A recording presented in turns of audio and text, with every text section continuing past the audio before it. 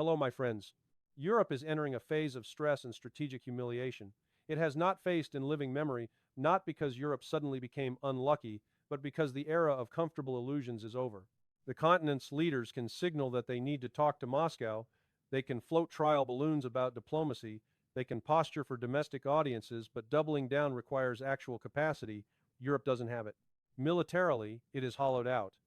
Industrially, it is unprepared for a prolonged high-intensity confrontation. Politically, it is fractured.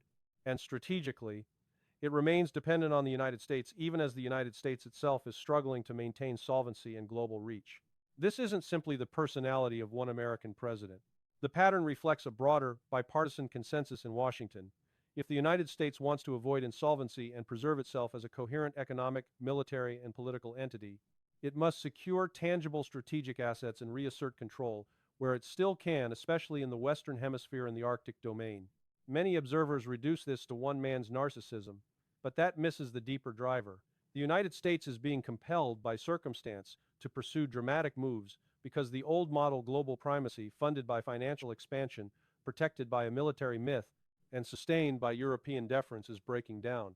From that angle, Greenland is not a random obsession. It is a strategic prize with clear resource and geographic implications, including the Arctic shelf. Acquiring Greenland massively expands what the United States can claim in that domain, an expansion described as roughly almost double, or on the order of an additional 80% relative to current Arctic shelf ownership claims. That is why Greenland matters, not because its small population could resist, and not because Europe can stop it, but because in cold material terms, it delivers the kind of grandiose strategic payoff a declining power needs to sell at home and leverage abroad. Europe can threaten, complain, and convene, yet it cannot match force with force, nor can it outproduce or outorganize a real military-industrial mobilization. The United States has dominion over European elites precisely because those elites are described here as cowardly and corrupt, and because Europe's dependency is structural, not rhetorical. That dependency also reveals something darker. Europe is no longer a subject in international relations. It is an object. It is acted upon. The European project, whatever ideals once adorned it, has become geopolitically irrelevant because the only currencies that matter now are real economy and real military-industrial capability. International law, speeches about rules, and ceremonial diplomacy remain useful as propaganda and as bargaining language, but the operating environment is power politics. Might is right is an ugly phrase, but the underlying reality is unavoidable. If you claim you have might, you must possess it in usable form. Europe doesn't. It is therefore entering what can be described, in Churchillian cadence, as not the beginning of the end, but the end of the beginning. When Europe can no longer function as a unified strategic actor, the predictable next stage is internal rivalry. France versus Germany, and the broader scramble among European states as they claw at one another to protect their own positions. Europe has a long history of successfully killing itself through internal conflict, and the grim suggestion is that it may revert to that pattern once external protection becomes unreliable and internal cohesion collapses. That's not a moral endorsement. It's the logic of a system stripping away pretenses. The United States, meanwhile, is portrayed as pursuing organized chaos, but the key point is that Washington repeatedly fails at controlling the chaos it unleashes. The mythology of omnipotence sells well inside the empire. It performs poorly in contact with reality. Militarily, the United States is described as a paper tiger, stronger than Europe, yes, capable of bullying smaller compromised states, yes, but unable to fight a major war in Europe against a peer adversary, because the myth of American military superiority has been demolished by Russia's performance and by the failure of the Western proxy war in Ukraine. Venezuela is offered as a contrasting example not because it is strategically decisive compared to the Arctic or Eurasia, but because it demonstrates how U.S. power still works where local elites can be bought and institutions surrendered. Venezuela is described as subjugated, a goner, with demonstrations that change nothing because the state has already yielded. The Russian presence there is described as minimal, with Russia wrapping up its business over the last 5 years. The broader claim is blunt. Across Latin America, elites and even militaries have price tags, and the United States can purchase compliance. That is why Latin America is unlikely to escape U.S. dominance in the near term, not because the its I model is admirable, but because the transactional capture of elites remains effective. Outside the Western Hemisphere, however, the United States is described as controlling realistically nothing. That is where the emerging order is being shaped, And the most consequential signal in this transcript is not Washington's rhetoric but Beijing's movement. Over Tehran, transport aircraft are described as buzzing, with Chinese transport aviation reportedly delivering materiel. The delivery is explicitly not framed as China shipping air defense systems that require long training cycles, especially given an aside that Chinese air defenses performed poorly in a Pakistan-related clash, but rather something else, unspecified, yet significant enough to indicate Beijing is moving from condemnation to action.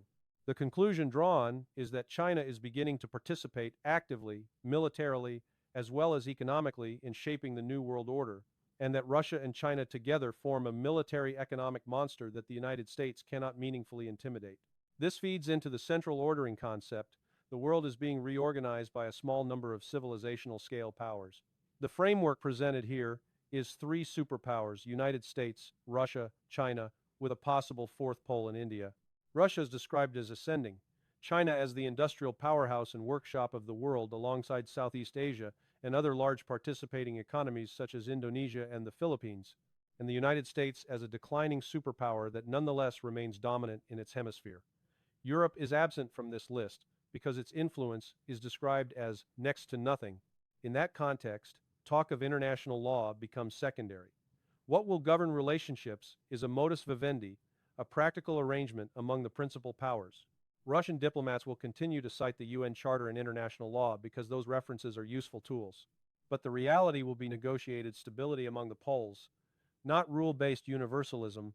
The United States is described as not truly a Western country in the old European sense anymore, but a civilization unto itself like Russia, filled with internal contradictions and severe problems, yet still massive. From here, the transcript pivots to Iran and the prospect of U.S. or Israeli military action. The argument is that a single carrier strike group is militarily insufficient for a real war against Iran. The United States would need mobilization, and it does not have the means or the appetite to do that. What it can do is the familiar American impulse: throw standoff weapons, launch cruise missiles, attempt suppression of enemy air defenses, and hope the spectacle substitutes for strategy. But Iran is not Iraq, and the transcript emphasizes that U.S. pilots and carrier aviation would be reluctant to enter Iranian airspace because detection and retaliation are expected. Iran is described as prepared now, no longer susceptible to the surprise conditions of the initial Israeli strike. Prior disruption is attributed to sabotage more than true suppression of air defenses. After the initial shock, Iranian defenses reportedly recovered and improved substantially over time. The deterrent logic here is severe. If Israel escalates again, Iran is said to be capable of smashing Israel, flattening Tel Aviv if it chooses, and striking American bases in the region. The return of personnel to U.S. bases is interpreted as a sign Washington does not actually want to risk an Iranian response, especially given the claim that American air defense and theater is so weak you might as well not have it. Iran is described as a serious country and a serious civilization, not susceptible to token raids or Delta Force fantasies that have failed before. Behind the scenes, the transcript describes diplomatic hustling, with Russia and China working to delay escalation long enough to help Iran prepare. And a key claim is introduced. Russia previously mediated a temporary understanding between Iran and Israel to halt mutual attacks, at least for a while, framed as a net positive for Iran because it bought time and reduced immediate risk. That mediation is attributed personally to Vladimir Putin, with the additional claim that Putin's working relationship with Netanyahu made it possible. Greenland reappears as a domestic political gift to Washington, a trophy for midterm messaging, a legacy play, and a resource narrative, crown jewel, that can be sold as national renewal, even while acknowledged as blatant bullying, imperialism, and a violation of international law.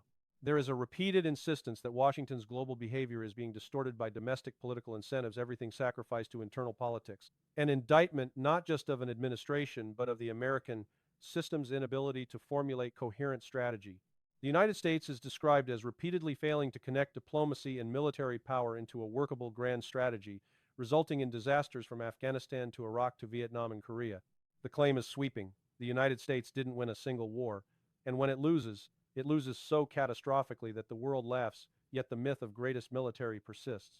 That myth, the transcript argues, collapses the moment American generals speak publicly. Their own words reveal incompetence.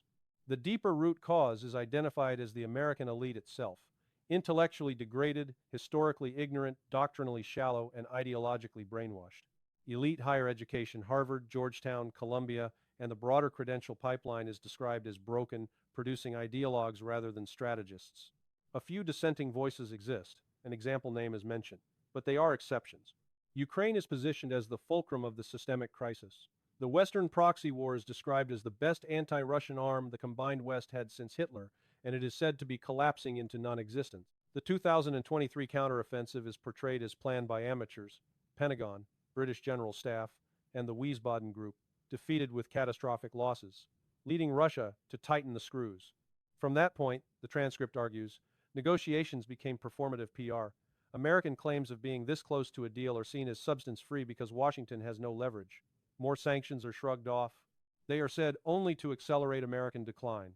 The Russian position is described as consistent and rooted in root causes: NATO expansion and the need for equal, respectful dialogue between nuclear superpowers to prevent civilizational catastrophe. Europe is described as unable to deliver anything meaningful in negotiations. It is therefore irrelevant. The central Russian demands are framed as well-known: buffer zones that become Russian-controlled territories, expansion into oblasts, Kharkiv, Sumy, beyond earlier expectations, removal of the political regime in Kiev, and denazification. The battlefield is described as the generator of power. War compels the enemy to your will through physical annihilation of enemy forces. Clausewitz invoked explicitly, and then a Stalin line is cited as the ultimate logic: if the enemy doesn't surrender, it must be annihilated. On the Ukrainian side, the argument is that the state is collapsing, infrastructure degraded, energy failing, manpower exhausted, Europe out of weapons, and new drafting programs pushing 18-24-year-olds described as children into combat with minimal training and short life expectancy. Returning men hiding in Europe is deemed irrelevant. They cannot live in Ukraine under these conditions, and you cannot build a real army quickly. It takes a decade. The Western interpretation of Russia's deliberate tempo as weakness is framed as ignorance. Russia does not need to race for land. It needs to destroy combat power. Russia is credited with inventing deep operations, and is portrayed as choosing methods appropriate to the mission rather than performing for optics. The discussion then folds back into the Western Hemisphere strategy. AU, National Security Strategy document, is characterized as revolutionary because it effectively admits retreat from attempted global domination. Canada is discussed as uneasy, even as it is described culturally as two sisters of the same mother with the United States, Britain, giving birth to both, yet Canada is portrayed as failing due to woke policies. The idea of U.S. annexation of Canada is dismissed as unlikely. Canada is framed as American suburbia in practice, even if political tensions grow. Domestic U.S. moves, cracking down on DEI. Insanity and illegal immigration are described as positive, though not credited to one man. Advisors are said to run the country. Yet the economic situation is still described as grim, and the means to fix it unclear. Israel's control over U.S. foreign policy is presented as a core constraint the United States must eventually confront. Finally, the Iran-Israel question returns with a warning about escalation triggers. Israel is described as aware of its vulnerability.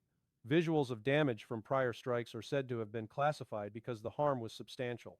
U.S. latest air defenses, THAAD is referenced, are framed as burning through missiles quickly, with little effect. Another indictment of American air defense.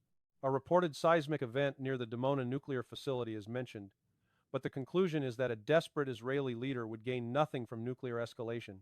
It would lead to war crime status, catastrophic retaliation, and potentially the end of Israel as a functional state. Iran is portrayed as highly informed, including alleged penetration of Israeli nuclear programs, reinforcing deterrence and mutual vulnerability. The closing sentiment is pragmatic. Peace, however imperfect, is better than war, and any temporary cessation of mutual attacks is preferable to escalation. Taken together, the transcript's thesis is stark. The rules-based order is finished because it was never truly upheld by power. It was enforced by dominance and narrative. That dominance is eroding. Europe is becoming irrelevant. The United States is retreating toward hemispheric consolidation and headline-grabbing acquisitions like Greenland, driven by insolvency pressures and domestic politics. Russia is ascending militarily and strategically, imposing outcomes on the battlefield and compelling negotiations on its terms. China is transitioning from passive rhetoric to active participation in shaping security outcomes, including around Iran. The emerging system will not be governed by slogans, but by negotiated arrangements among civilizational scale powers modus vivendi, with battlefield realities and industrial capacity, determining what is possible and what is not. If you strip away the speeches, the summits, and the soothing vocabulary of shared values, what remains is the oldest mechanism in history. Power decides, and everything else is decoration. That is the most uncomfortable truth for societies that spent 30 years telling themselves the age of hard power was over. The West sold itself a story that markets would replace borders, that NGOs would replace armies, that norms could substitute for industrial capacity, and that Russia and China would eventually become polite stakeholders in a Western-designed order. That story collapsed the moment it met a peer adversary willing to pay the price of reality. Europe's crisis is not simply that it is unprepared. Europe's crisis is that it misread what kind of world it lived in. It believed it was living inside a permanent rules-based bubble. It wasn't. It was living inside an American security umbrella, financed by American debt expansion, and sustained by a mythology of American military omnipotence. Once that umbrella began to wobble, and once the myth began to crack under the strain of Ukraine, Europe discovered that its entire strategic posture was built on borrowed strength. That is why the European leadership now looks like a committee caught in midair after stepping off a cliff. They can posture, they can moralize, they can threaten, but they cannot deliver. And if you cannot deliver, you are not a strategic actor. You are a stage prop. That is also why the Greenland obsession is not a meme, it is a symptom. A declining power does not announce its decline with a press release. It compensates with spectacle, with acquisition, with forced deals, with trophies that can be sold as renewal. Greenland is a trophy that can be framed domestically as destiny. Arctic resources, geopolitical leverage, a crown jewel narrative that turns strategic insecurity into national pride. It is the kind of move that makes sense in a system where domestic politics drives foreign policy and where the public demands visible wins. It is not strategy in the classical sense. It is survival marketing power politics packaged as a revival.